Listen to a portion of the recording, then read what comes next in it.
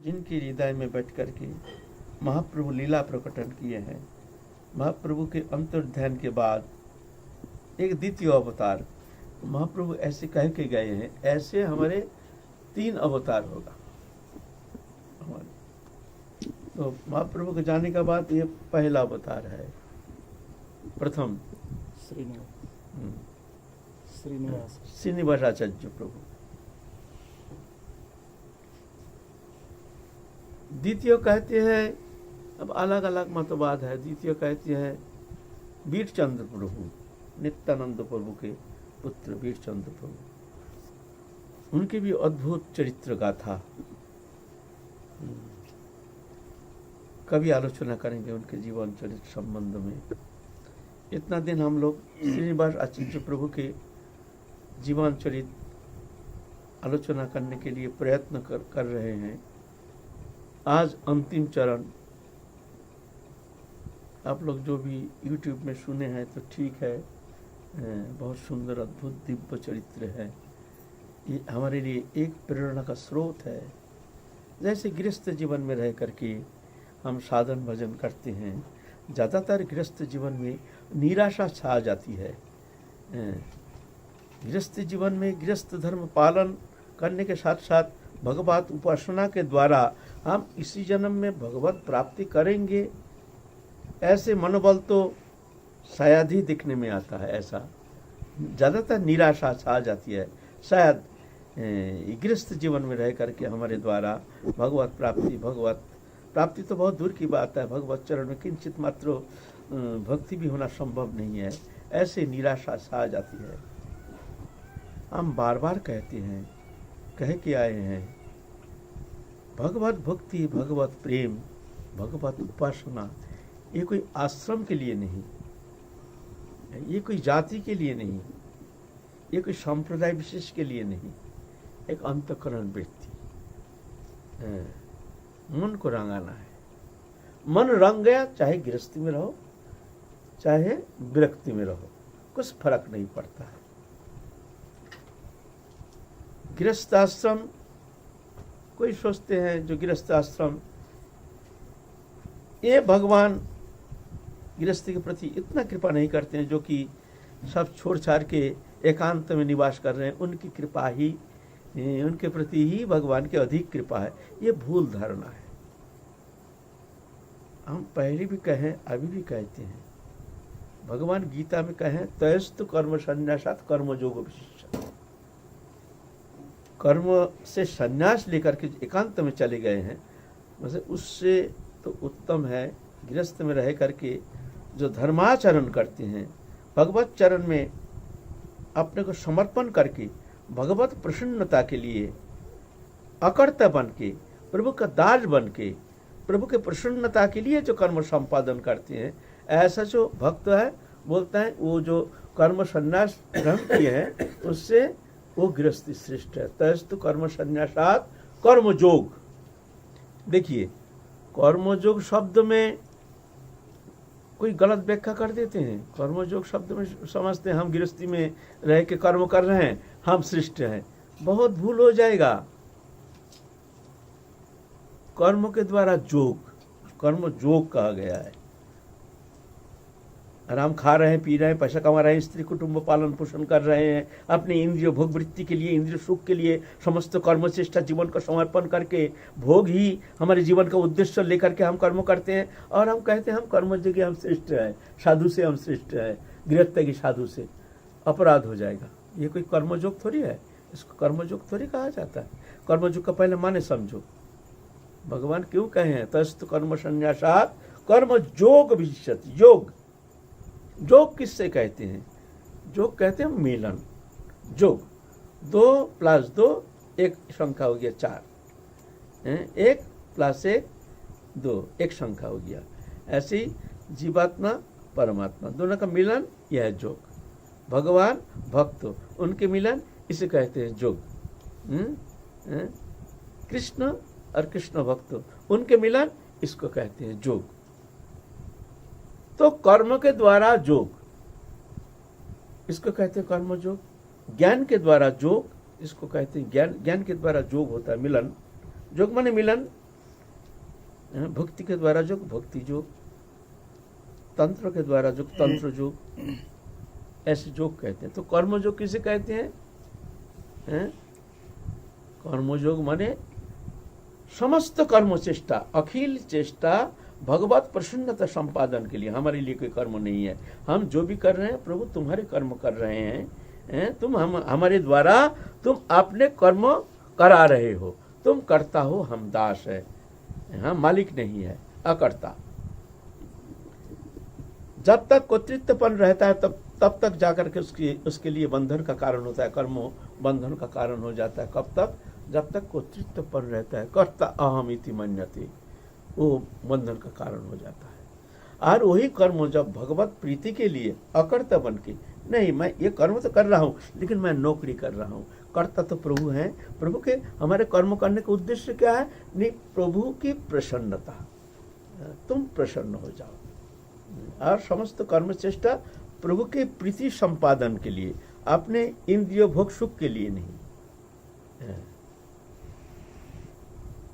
समस्त कर्म चेष्टा अकर्ता बन के जो करा रहे, हम दास हैं, जो करा रहे प्रभु करा रहे। आया तो हर्ष नहीं, गया तो विषाद नहीं, आया तो आनंद नहीं, क्योंकि हमारा हम तो मालिक नहीं है। जब नौकर पैसा वाला का घर में नौकरी करता है, मालिक का करोड़ रुपया आमदनी होने से नौकर का आनंद होता है ना? मालिक का हुआ, हमारा क्या हुआ? मालिक का करोड़ रुपया नष्ट होने से उसका कष्ट थोड़ी होता है। अरे हमारा नौकरी है, गया गया मालिक का गया। ऐसे सभी जब मालिक का है तो आने से हर्ष नहीं। अगर हर्ष होता है तो समझना चाहिए तुम्हारा कर्तृत्वपन है और तुम्हारा बंधन है, तुम्हारे उसमें मोह है। ये परीक्षा। जाने से विषाद नहीं, क्यों? हमारा क्या गया? प्रभु ने दिया, प्रभु ने ले लिया, हम हमारा क्या गया? तो समझना ये कर्म समर्पण है, इसको कहते हैं कर्म समर्पण। अगर तुम्हारा अहंता है, आने से हर्ष है, जाने से विषाद है, तो समझना कर्तृत्वपन है, तुम्हारा कर्म के प्रति आसक्ति है। कर्म के प्रति आसक्ति के कारण है तुम्हारा भोग लालसा, इंद्रिय तृप्ति। ये तो समस्त कर्म प्रभु में समर्पण करके, जेतु सर्वाणि कर्माणि मयि सन्न्य मत्परा अनन्य नैव जोगेन मां ध्यायन्ते उपासते तेषां अहं समुद्धर्तमित्य संसार सागरात् भवामि न चिरात् पार्थ मयि आवेशित चित्त। सब समस्त कर्म भगवान में समर्पण करना, शुभ अशुभ परित्यागी। सब शुभ भी होगा अशुभ भी होगा, कर्म करते हैं, संसार में रहते, कभी शुभ कभी अशुभ, ऐसा थोड़ी होता है हर समय शुभ होगा, अशुभ भी समाहार होता है।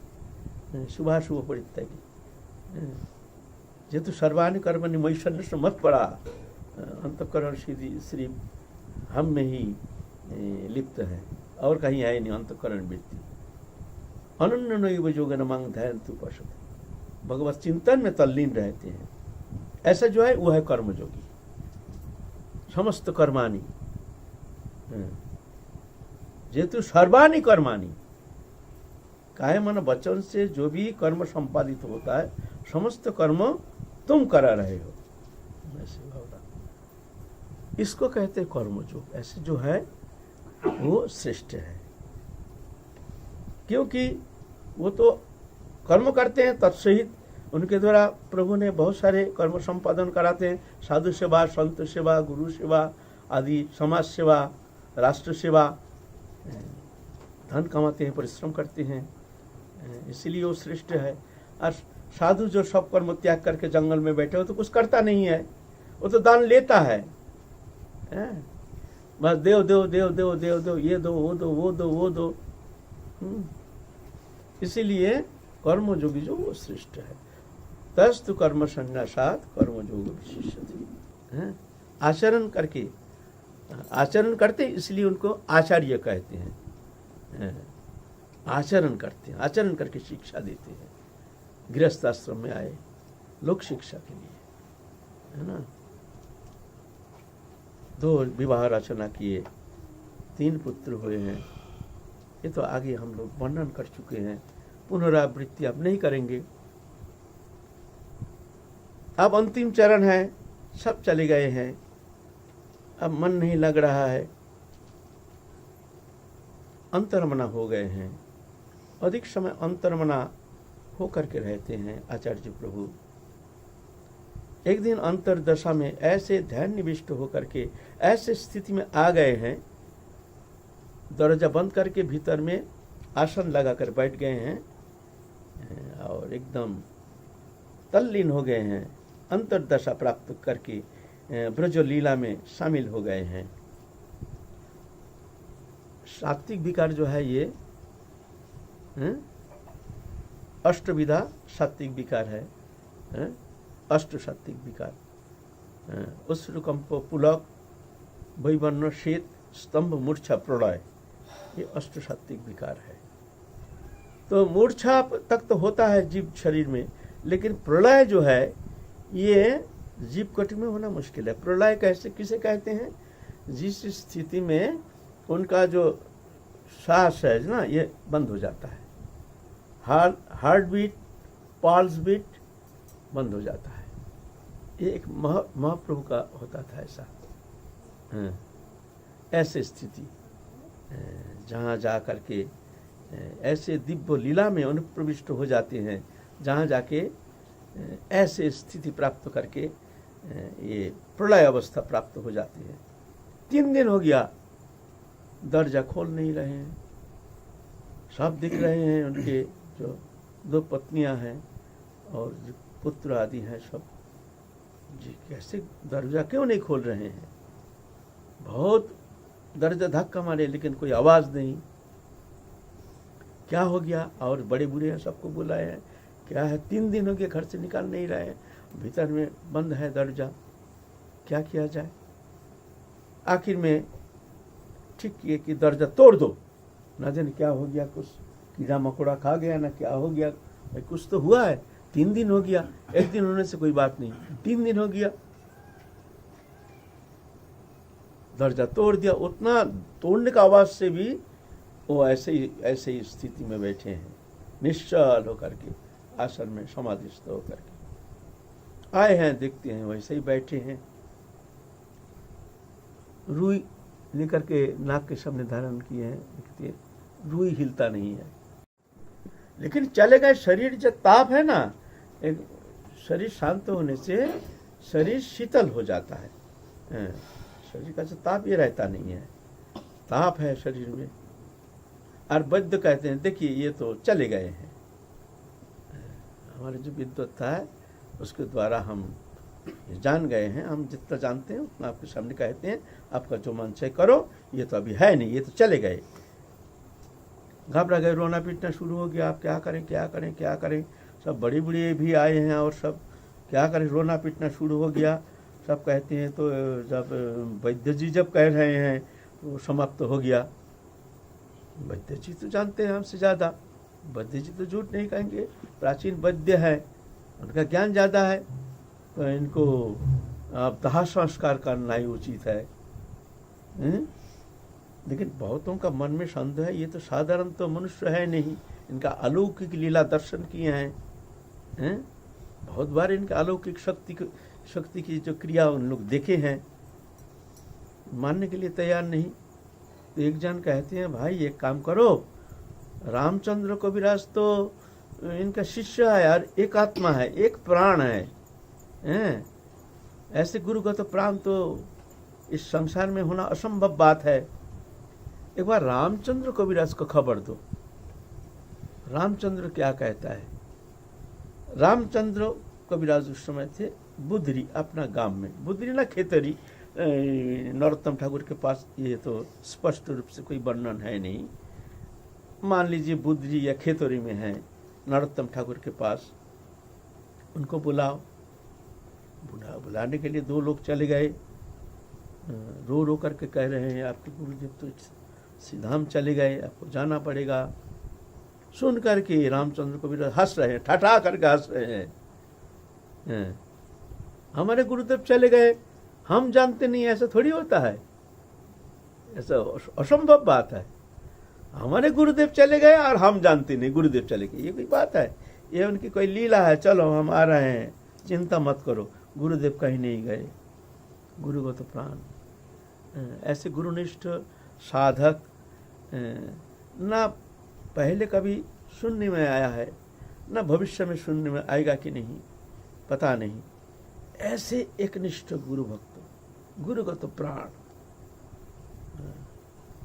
ऐसे हैं। आप लोग जाइए, हम आ रहे हैं। रामचंद्र कविराज आए हैं, एक दिन लग गया आने में। आ करके कहते हैं कहाँ है गुरुदेव? ना गुरुदेव भीतर है। भीतर जाके देख रहे हैं, ओ ये तो प्रलय दशा। वो भी परम सिद्ध अवस्था के हैं रामचंद्र कविराज, वो भी साधारण कोटि के हैं। ध्यात्म बुद्धि संपूर्ण रूप से तिरोहित हो गया। ध्यात्म बुद्धि था ही नहीं, एक पत्र शरीर में है। ऐसे अचिंत शक्ति संपन्न अतीन्द्रिय जगत में विचरण करते हैं। वो जान गए हैं जी ये साधारण स्थिति नहीं, ये तो प्रलय अवस्था है। तो कहते आप लोग सब बाहर जाओ, अब लोग बाहर जाओ। हम जब तक नहीं कहेंगे तब तक कोई दर्जा ठकठकाना नहीं है।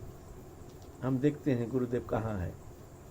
सबको बाहर निकाल दिया, भीतर में दरवाजा बंद कर दिया। बंद करके गुरुदेव के बगल में एक आसन लेकर के बैठ गए। बैठ करके अपने स्वरूप में स्थित हो गए, मंजरी स्वरूप, मंजरी स्वरूप में स्थित हो गए। स्थित होकर गोलोकधाम पहुँच गए। दिव्य लीला, नित्य लीला देखते हैं। जमुना पुरी, जमुना सुंदर जमुना, कल कल कल कल धरा से प्रवाहिनी, जो ये जमुना नहीं, दिव्य जमुना, दिव्य लोक की वो जमुना।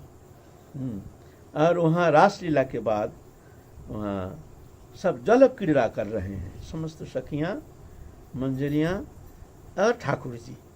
जल क्रीड़ा करते करते करते करते राधा रानी के कर्ण के जो विसर है वो कहीं खुल गया। खुल गया, अब कहाँ गया विसर, कहाँ गया विसर, कहाँ गया? अब ढूंढ रहे हैं सब सखियाँ, गोता लगा करके मिट्टी से देखते हैं कहाँ गया विसर। अरे दिव्य लोक की विसर है, वो तो साधारण नहीं है जो सोने का दुकान में जाएंगे, ठीक है पैसा है दूसरा एक बना लेंगे, ऐसा तो नहीं है। अरे ये भी एक लीला है, और ढूंढना ये भी लीला है। वहाँ कोई कमी थोड़ी है, अचिंत है। कल्प वृक्ष प्रदान करते हैं। वहाँ जो गहना है ना, कैसा होता है, वहाँ दिव्य लोक में कल्प वृक्ष है। सखी जा करके प्रार्थना करते हैं कल्प वृक्ष से, जी आप राधा रानी की श्रृंगार करेंगे, आप गहना दो। तो वहाँ से फल गिर जाता है, एक फल फूट जाता है, उसके भीतर से नया नया नित्य नवयमन। आज जो गहना है काल अलग गहना, परसों अलग गहना, सेठ सब सेठ रहता है ना एक साथ, ऐसा सेठ। दिव्याति दिव्य अचिंत जोग माया के द्वारा कृत ये सब लीला, मन बुद्धि का अगम्य। फिर वो जो अलंकार लेकर के राधा रानी को श्रृंगार करते हैं। मंजरी, कर्ण के विसर खो गया है। रामचंद्र कविराज मंजरी स्वरूप में स्थित होकर के जमुना में प्रवेश कर गए। देखते हैं गुरु रूपा सखी मंजरी, श्रीवर आचार्य प्रभु वो ढूंढ रहे हैं वहाँ। तो रामचंद्र को देख करके बहुत प्रसन्न हो गए, हर्ष दिया है, तुम भी आ गए तो ढूंढो, तुम भी ढूंढो दिव्य लोक में। अब दिव्य लोक की क्रिया चल रही है, ब्रह्मलोक का नहीं है, दिव्य लोक की क्रिया। सत्य है, ये कोई कल्पना नहीं। कोई अगर सोचे कि ये सब कल्पना है, बहुत गलत हो जाएगा। हमारी जहाँ स्थिति है, हमको जहाँ जाना है, हम जहाँ जाने के लिए साधन कर रहे हैं, जहाँ पहुँचने के लिए हम इतना कष्ट स्वीकार कर रहे हैं, राम जप ध्यान धारणा उपासना कर रहे हैं, वो स्थिति की परिचय, वो स्थिति की वर्णन कर रहे हैं। ये हमारे लिए एक प्रेरणा का स्रोत है, ये सत्य है। आज हो काल हो, हमारे साधना जो है कभी ना कभी हम तो वहीं पहुँचेंगे, ये निश्चित है। जब गुरुचरण शरण लेकर के हम साधन में प्रवृत्त हो गए हैं, तब अवश्य ही राधा रानी की कृपा से हम वहाँ एक दिन पहुँचेंगे। श्रीनिवास आचार्य प्रभु भी, उनका नाम था शायद कांचन मंजरी, शायद कांचन मंजरी ऐसे नाम। नित्य लीला में ढूंढते ढूंढते एक कमल दल, कमल खिला हुआ है, वहाँ 4 प्रकार कमल है, श्वेत कमल, रक्त कमल, स्वर्ण कमल, नील कमल खिला हुआ है चारों ओर। एक तरफ तो श्वेत कमल, एक तरफ नील कमल, एक तरफ है रक्त कमल, और श्वेत कमल, नील कमल, रक्त कमल, स्वर्ण कमल, ये 4 प्रकार कमल है।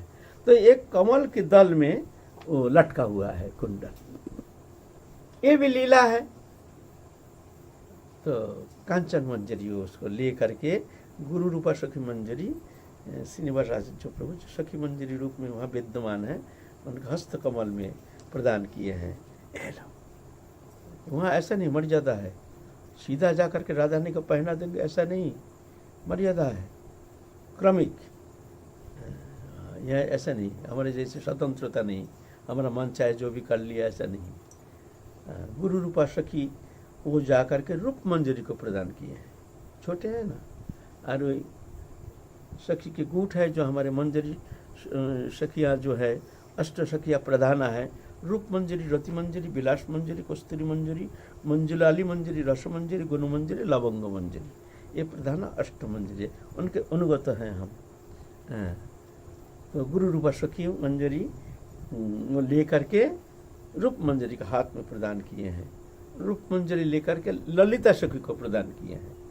ललिता सखी जाकर के राधा रानी को पहना रहे हैं। राधा रानी कहते किसको मिला, ये मिला किसको, तो दिखा रहा है कांचन मंजरी, रामचंद्र कविरस को जो स्वरूप है, सिद्ध स्वरूप दिखा के कहते हैं ये छोटी सखी ये प्राप्त किए हैं। खूब खुशी से बुलाए खूब खुशी से बोला, उन्होंने एकदम छाती में भर लिया, एकदम छाती में भर लिया। कितनी प्रियता, ये प्रियता कोटि मातृ स्नेह। इस जगत में स्नेह तो है, ये तो स्वार्थ समन्वित है, लेकिन उस जगत का वो ऐसा नहीं है, वो तो अनंत अनंत अनंत लीला वारिधि कल्लोल। फिर मुख में तांबुल प्रदान किए हैं। तांबुल भी ऐसा नहीं दिया जाता है, कैसे जानते हैं, मुख से मुख लगा करके। राधा रानी मंजरी का ऐसे मुख से मुख लगा, मुख में ऐसे दे देते हैं। ये कोई बोलो, ये कोई चिंता के अगम, ये ऐसे करते इतना, इसलिए कहते प्राण सखी अनित्य सखी हैं, ऐसे है प्राण सम। एक मंजरी को राधा रानी अपने प्राण सम, कृष्ण जैसे प्राण प्रिय, ये भी प्राण सम है। ये मंजरी, मंजरी के सुख संपादन के लिए राधा रानी हर समय कोशिश करते हैं, चेष्टा करते हैं। ये मंजरी को हम किस तरह से सुख संपादन करेंगे, इसका सुखी कैसे करेंगे। जैसे मंजरी हर समय, मंजरी की चेष्टा रहती है हम राधा रानी को कैसे सुखी करेंगे, कैसे सुखी करेंगे। वहाँ सिर्फ अपना सुख प्राप्ति के लिए कोई इच्छा नहीं, कोई चेष्टा नहीं। उनकी एकमात्र इच्छा, मंजरी की एकमात्र इच्छा, हम राधा रानी को कैसे सुखी करेंगे। और राधा रानी भी अपनी इच्छा नहीं सुख पाने की, राधा रानी की इच्छा हम मंजरी को कैसे सुखी करेंगे। ऐसे है, ऐसे वहाँ लीला चलती है। मुख में मुख दे करके तांबुल प्रदान किया है, बस। फिर जा करके अब लीला हो गई है। अब क्या हुआ, हमारे भौम लीला के यहाँ 3 दिन बीत गया, और वहाँ एक क्षण उस समय के लिए, वहाँ के समय यहाँ के समय अलग है। यहाँ तो कई दिन बीत जाता है, छोटी सी एक लीला ऐसे। फिर गुरु शिष्य दोनों आ गए, सदेह में आ गए, भौम शरीर में आ गए हैं।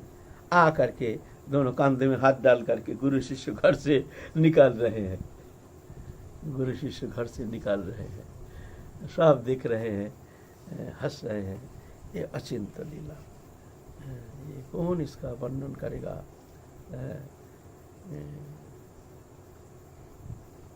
तो ऐसा नहीं है कि हम गृहस्थ में रह करके हम वो लीला में अनुप्रवेश करने का अधिकारी नहीं बन सकते, ऐसा बात है नहीं।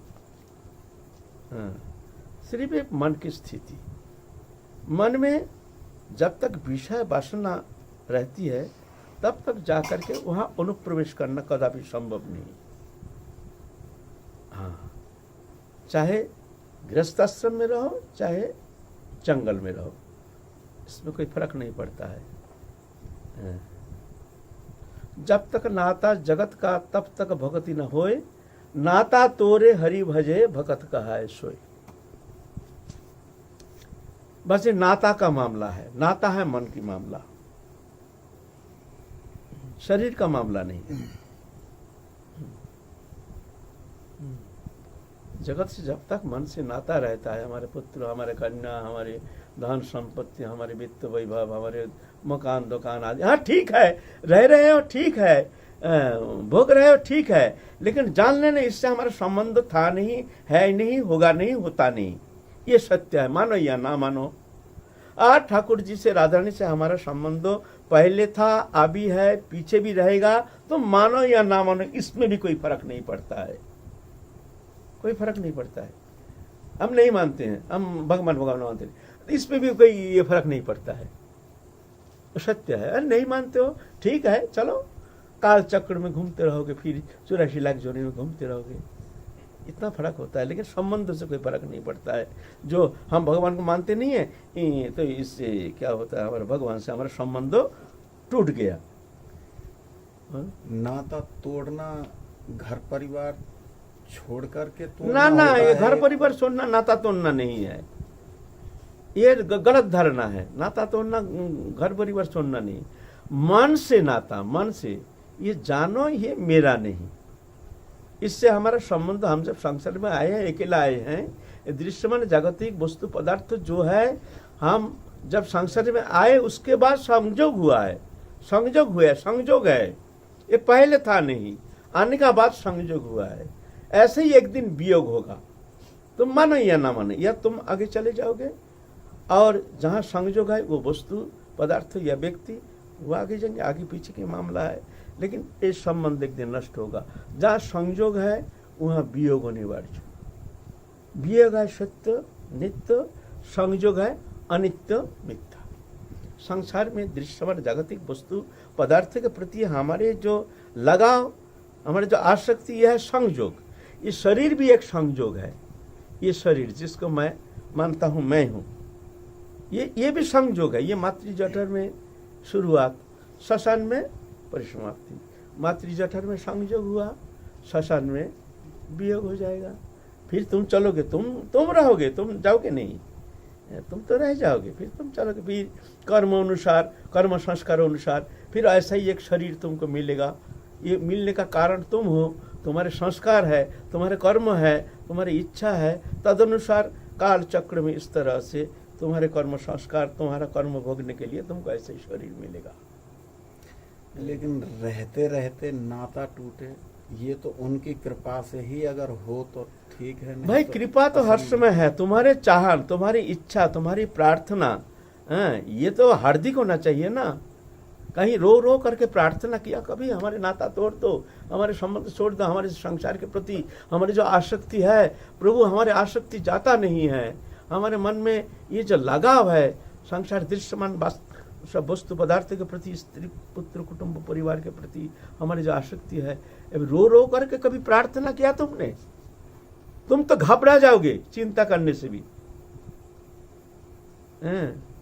प्रार्थना करे किया है कब तुमने? कभी प्रार्थना करो, नाता प्रभु हटा देंगे। ऐसे बहुत गृहस्थी है, गृहस्थ आश्रम में रह करके भगवत प्राप्ति किए है। हमारे मुनि ऋषि सब गृहस्थी थे, मुनि ऋषि हमारे, उनके संतान, इसी को तो गोत्र कहते हैं ना, संडिल गोत्रो, भरद्वाज गोत्रो, ये सब गोत्रों का, ये सब संडिल ऋषि, भरद्वाज ऋषि, ये इनके परंपरा है, इनके वंशज हैं हम, ये सब गृहस्थी थे। तो हमारे जैसे सारा गृहस्थी थोड़ी थे। उपासना ही प्रधान, उनके मानव जीवन का उद्देश्य भगवत उपासना। गृहस्थ रचना करते थे सृष्टि को बनाने के लिए, एक सुंदर सृष्टि रचना के लिए संसार रचना करते थे, और एक सत्पुत्र प्राप्ति के लिए कौन नहीं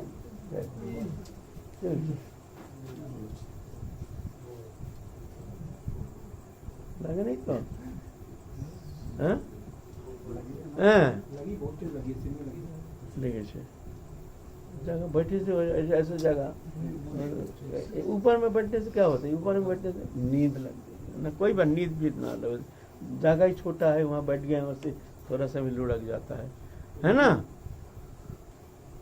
क्या बोल रहे थे? ना नाता तोड़ना समझो। हाँ, तो हमारे ऋषि जो है एक सुंदर सृष्टि रचना के लिए गृहस्थ आश्रम बढ़ाते थे, एक सत्पुत्र प्राप्ति के लिए पुत्रेष्टि यज्ञ करते थे, जो एक सुंदर पुत्र मिले हमको जो जगत का कल्याण करेंगे, हमारी सृष्टि रचना के लिए, सृष्टि को आगे बढ़ाने के लिए, सुंदर सृष्टि रचना के लिए, जगत कल्याण के लिए, जगत मंगल के लिए वो संसार रचना करते थे। और अभी संसार रचना करते हैं भोग के लिए, और संसार को जो पैदा होता है ये नाश के लिए पैदा हो रहा है, ये आगे चल के नाश करेगा, नाश हो रहा है धीरे धीरे। भगवान की सुंदर सृष्टि को ये मनुष्य ही नाश करने के लिए तैयार हो रहे हैं। हिंसा प्रवृत्ति, क्या देखो पाशव प्रवृत्ति लेकर के, जैसे वृत्ति ऐसे ही सब आ रहे हैं संसार में, वो नाश करेंगे, भगवान की सुंदर सृष्टि को नाश करेंगे।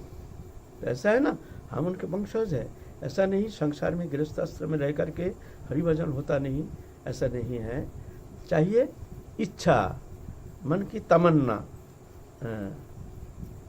इस शरीर रहते रहते हमारे मानव जीवन का एकमात्र उद्देश्य है हरिभजन करना, बस कैसे भी हमको हरिभजन करना है ना। तो इसलिए इच्छा तो ऐसी होनी चाहिए और हार्दिक प्रार्थना करनी चाहिए भगवत चरण में, प्रभु के पास, प्रभु तुम हमारे भीतर की जो हमारे संसार के प्रति जो दुर्बार वासना कामना हमारे आसक्ति तुम नष्ट कर दो हे नाथ, हम तुम्हारे शरण। तो अपना प्रभु फिर चिंता करेंगे ना, कभी तो एक दिन प्रार्थना भी शायद हम जैसे साधक किए हैं कि नहीं। जय जय। ये तो ललिता दीदी जो है रहती हैं, परिवार के साथ में रहती हैं, और जो आप अभी जो वर्णन किया है श्रीनिवास आचार्य, उनकी भी बता रहे हैं कि एक दिन पूरे दिन ऐसी अवस्था में रही कि उनके सांस भी बंद था, और वो लोग बता रहे थे। हाँ, वो भी तो अलौकिक है ना, तो दीदी के जीवन में बहुत अलौकिक है। परिवार में रहते हैं लेकिन उन्हें अच्छा, जय जय श्री राम।